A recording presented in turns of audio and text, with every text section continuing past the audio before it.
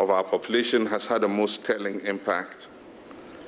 Your mandate as key stakeholders and development agents in our country is therefore crucial, especially with regards to the future of this great nation of ours that we all love and call our own. There have been some unfortunate developments in our country over the last few years that I'm sure you have noticed, even if you may not have publicly spoken about them. Without mincing words, I must state that we're in danger of losing our way, and today our country is at a crossroads in our democratic dispensation. We used to be the shining light and point of reference in Africa when it comes to the independence and integrity of our democratic institutions. Today, all these gains we proudly achieved as a people, as a country, are being eroded and setting us back several decades. A few days ago, I talked about the tragedy that has befallen us, and permit me to restate.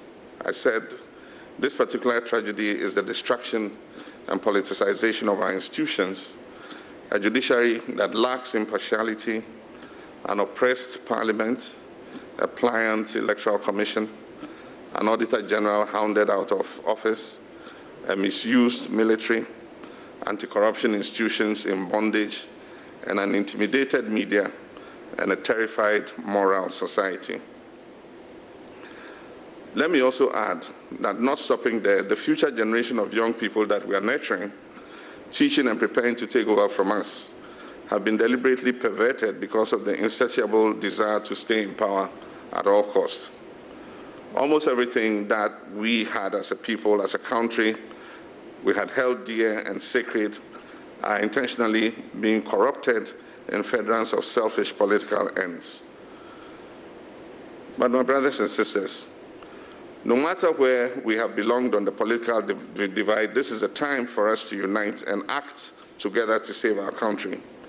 We cannot sit silently and look on as our nation slips towards decadence and dictatorship. Let's turn our attention on the National Peace Council now, because it wants education on vigilante acts enhanced to help the solution of all vigilante groups. Even though political parties have disbanded their vigilante groupings, land guards and warlords still exist for the same purpose. Most Reverend Professor Emmanuel Asante says education of the act needs to be enhanced for all of such groupings to understand their existence flouts the law. Nana Yaojima